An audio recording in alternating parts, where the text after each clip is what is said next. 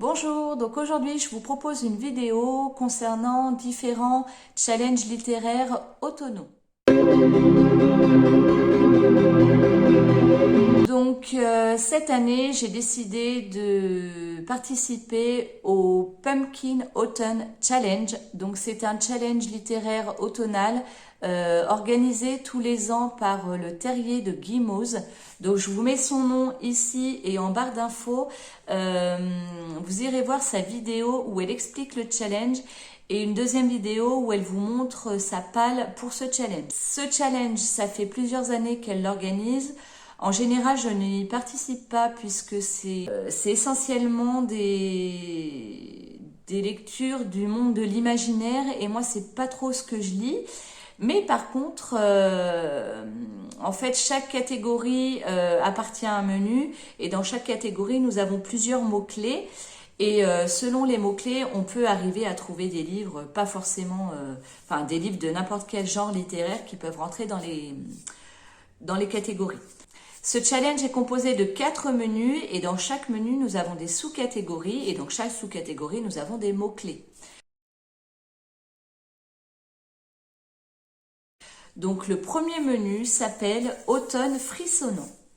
Donc dans ce menu, nous avons la première sous-catégorie qui s'appelle Gare à la main de gloire. Donc avec les mots-clés voleur, thriller, policier, superstition, horreur, épouvante. Donc vous voyez, il y a quand même pas mal de mots-clés par catégorie, donc on arrive toujours à trouver un petit quelque chose. Donc moi dans cette catégorie, je vais lire Les Sœurs de Montmort de Jérôme Loubry. Jérôme Loubry, j'avais eu un vrai coup de cœur pour Les Refuges et celui-là, il a l'air excellent également. Et là, on va parler de superstitions, de légendes urbaines, de sorcières. Je vous lis le résumé. Novembre 2021, Julien Perrault vient d'être nommé chef de la police de Montmort, village isolé desservi par une unique route.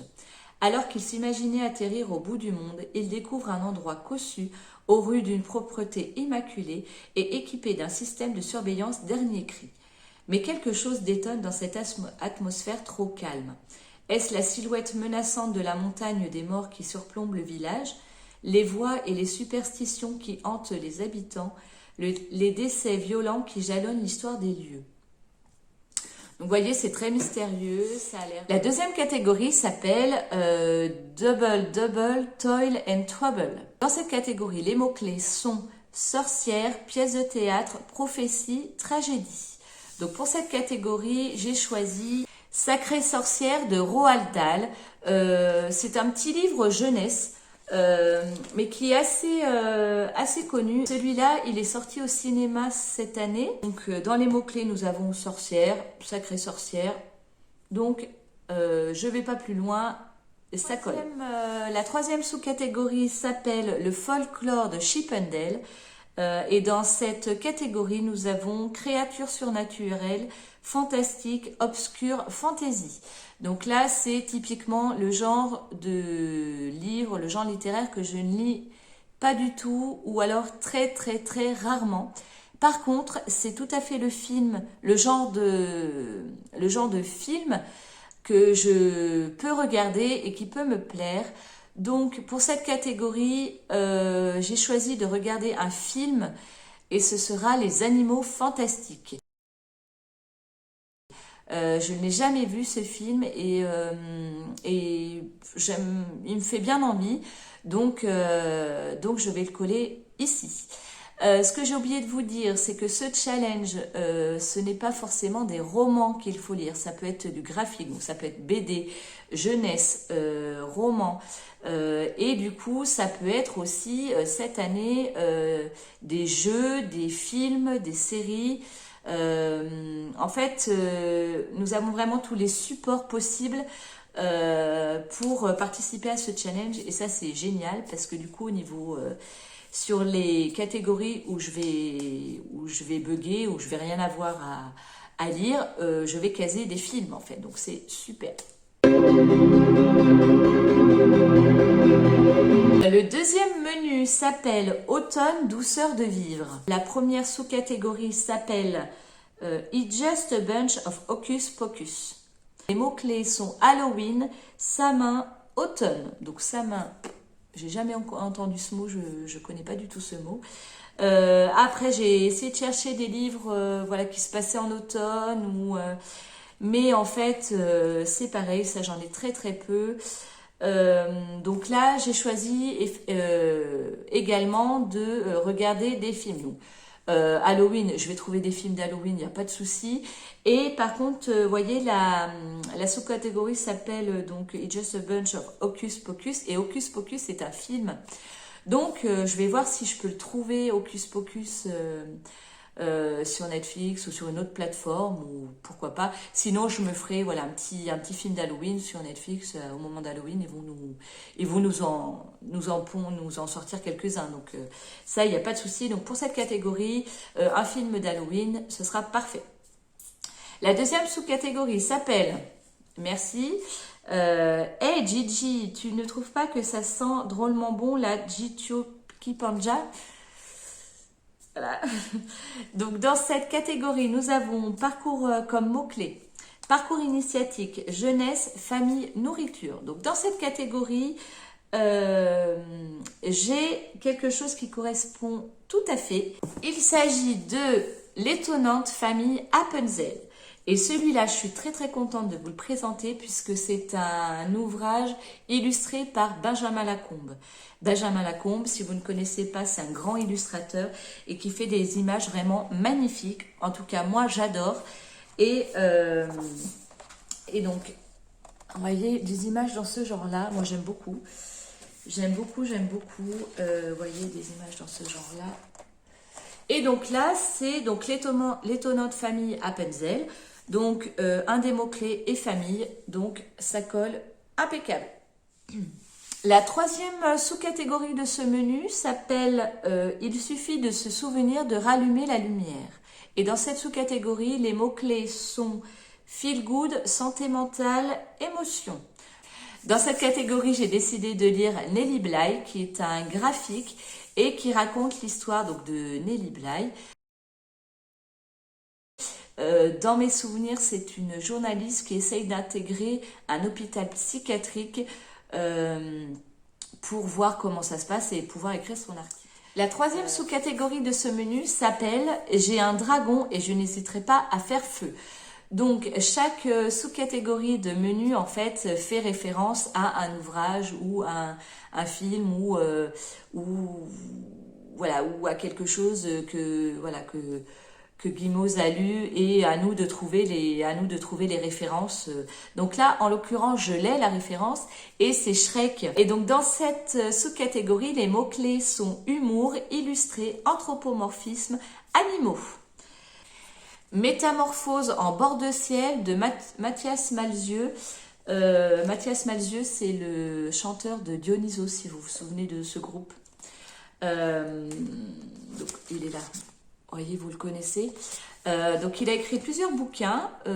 J'avais lu, je crois, La mécanique du cœur, qui correspondait en fait à un album du groupe. Et du coup, c'était très, très intéressant. Le film d'animation est super aussi, j'aime beaucoup. Je vous lis le résumé et vous allez voir que ça correspond tout à fait à anthropomorphisme. Donc Tom Cloudman est sans conteste le plus mauvais cascadeur du monde. Ses performances de voltige involontairement comiques le propulsent au sommet de la gloire, jusqu'à ce qu'un médecin qui le soigne pour une énième fracture décèle chez lui une maladie incurable. Commence alors pour Tom un long séjour hospitalier pour tenter de venir à bout de ce qu'il appelle la betterave. Lors d'une de ses déambulations nocturnes dans les couloirs de l'hôpital, cet homme qui a toujours rêvé de voler rencontre une étrange créature, mi-femme, mi-oiseau. Donc c'est pour ça que je vous dis que ça peut coller. Qui lui propose le pacte suivant. Je peux vous transformer en oiseau, ce qui vous sauverait, mais cela ne sera pas sans conséquence. Pour déclencher votre métamorphose, vous devrez faire l'amour avec moi. De cette union naîtra peut-être un enfant, un risque à accepter. Dans la tradition de ces contes pour grands enfants, Mathias Malzieu nous raconte l'histoire merveilleuse d'un homme qui veut tuer la mort et tutoyer les cieux. Ce faisant, il nous livre une réflexion rare sur le pouvoir de la vie et de l'amour. Donc Mathias Malzieu, en fait, ces petits romans, c'est un peu du fantastique et des fois, voilà, c'est peut-être un peu tiré par les cheveux, un peu trop fantastique et du coup, c'est un peu sans queue ni tête. Donc, à voir. Après, c'est des romans très courts, donc romans très courts avec des marges quand même assez grosses. Donc ça, c'est un livre qui va se lire très vite, mais voilà. Donc, dans cette catégorie, celui-là, je pense qu'il peut tout à fait rentrer.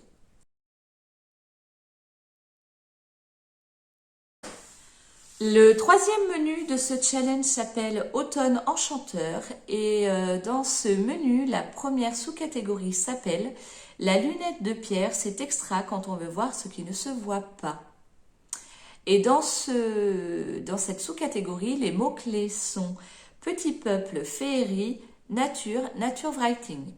Donc dans cette catégorie, j'en ai un qui est parfait. Et il s'agit de la BD La Sentinelle du Petit Peuple. Donc ça, c'est une BD qui est sortie il n'y a pas très très longtemps, que j'avais acheté du coup pour ma fille. Et en fait, elle accroche pas trop. Donc par contre, moi je vais le lire parce que donc c'est une BD, et puis c'est assez joli. Et donc je vous lis le résumé.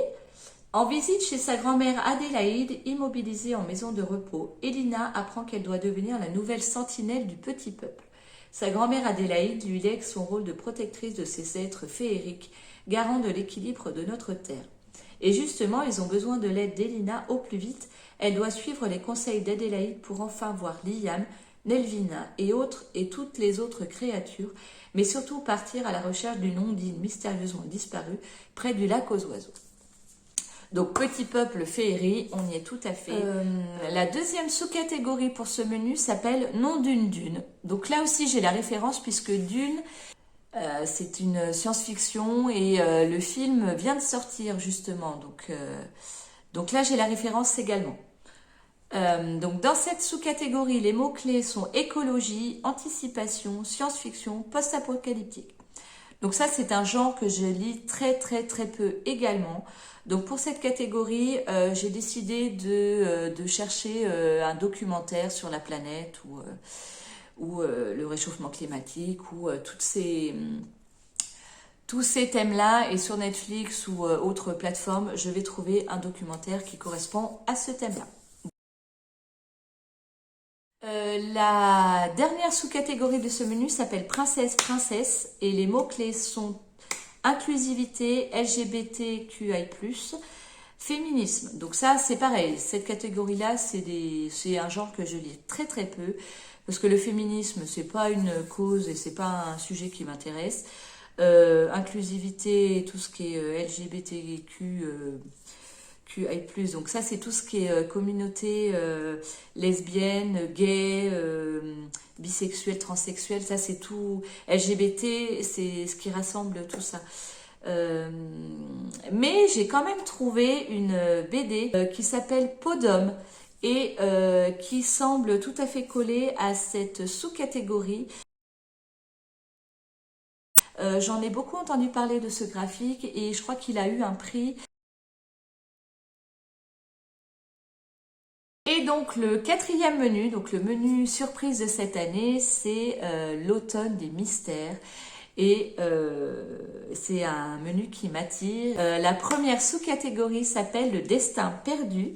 Les mots-clés sont temps, horloge, énigme, puzzle, historique, steampunk. Donc là, il y a beaucoup de mots-clés et on peut trouver des choses qui correspondent. Pour le coup, je n'ai pas trouvé dans ma palle un livre qui correspondrait à ça. Donc pour cette catégorie, je cherche encore et j'ai pensé aussi également que je pourrais me refaire la trilogie, je crois qu'il y en a 3, de Retour vers le futur. Pour le coup, ça, je pourrais me refaire, voilà, Retour vers le futur, au moins le premier, et puis les 3, voilà, pourquoi pas. Et du coup, ça collerait tout à fait à cette catégorie. Donc, je pense que je vais me lancer là-dedans, à voir. La deuxième sous-catégorie s'appelle les ruines de l'Atlantide. Et dans cette catégorie, nous avons comme mot-clé conte moral, philosophique, récit métaphorique, mythe et légende. Donc dans cette catégorie, je n'ai pas trouvé de livres qui correspondent dans ma palle. Alors j'avais L'Alchimiste, mais que j'ai déjà lu, donc que j'avais beaucoup aimé, que j'ai lu il y a quelques années maintenant, et que je pense relire un jour, mais du coup j'aurais pu le mettre dans cette catégorie. Mais j'aimerais lire des choses que je n'ai pas encore lues. Et concernant les films, mythes et légendes, on trouve facilement notre bonheur qui correspond à ces mots-clés. Donc je pense que dans cette catégorie-là également, je me ferai au moins un film. La troisième sous-catégorie pour ce menu s'appelle En avant, Yvette Tempête. Donc dans cette sous-catégorie, les mots-clés sont aventure, archéologie, artefacts, voyage.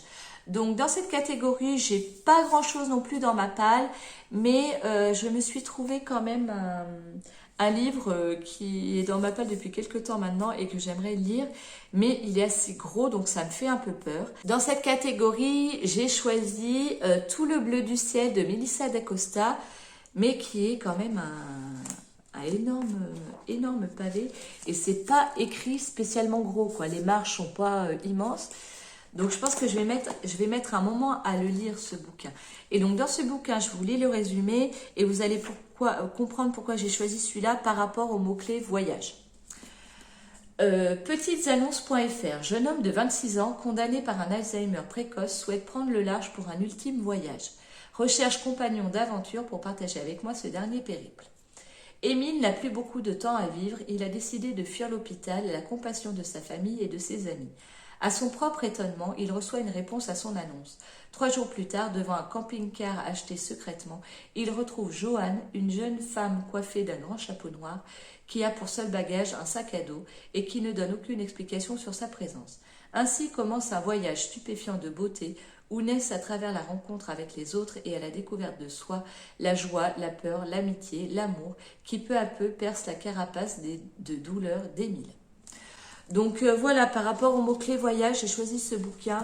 Voilà, ce sera un voyage en camping-car et puis une très belle histoire à vivre, je pense. Et donc pour la dernière sous-catégorie de ce menu, c'est celle qui me plaît le plus. Elle s'appelle Cabinet de curiosité. Les mots-clés sont art, science, musée, singularité, étrangeté. Donc pour cette sous-catégorie, j'ai décidé de lire Petite. En tout cas, Petite, c'est l'histoire de Madame Tussaud. Et donc, dans les mots-clés, nous avons musée, singularité, étrangeté. Voilà, je trouve que ça colle assez bien au thème. Et ça me fait bien envie parce qu'en plus, il y a des petits croquis, il y a des petites images. Et ça a l'air très, très intéressant. Donc, voilà ma pile à lire pour ce challenge. Je vous garde encore un petit peu avec moi puisque concernant les challenges automnaux, sur Instagram, on en trouve plusieurs et j'ai décidé de participer à d'autres challenges.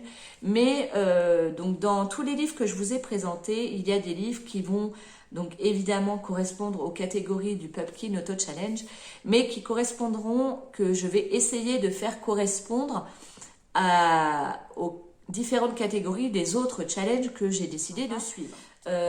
Donc je vous en présente 3 très rapidement. Donc nous avons le Hugues Challenge organisé par Bien-être et Lecture. Donc vous allez sur son compte Instagram, elle présente le challenge. Donc là c'est pareil, c'est un petit challenge littéraire qui comporte 1, 2, 3, 4, 5, 6, 7, 8, 12 catégories. Et moi ce challenge par contre, j'ai décidé de le faire par rapport à des films. Puisque c'est un challenge littéraire, mais comme j'ai déjà d'autres challenges littéraires en cours, ça va me faire beaucoup. Et même si l'automne dure 3 mois, je vais pas pouvoir lire 50 000 livres. Donc ce challenge-là, le Hugues Challenge, donc de bien-être et lecture, j'ai décidé de l'appliquer par rapport à des films.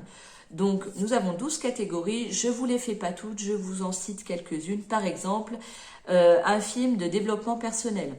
Une romance sur le thème du bonheur, une romance historique, un livre, un film qui me fait sentir bien. Voilà quelques-unes des catégories de ce challenge.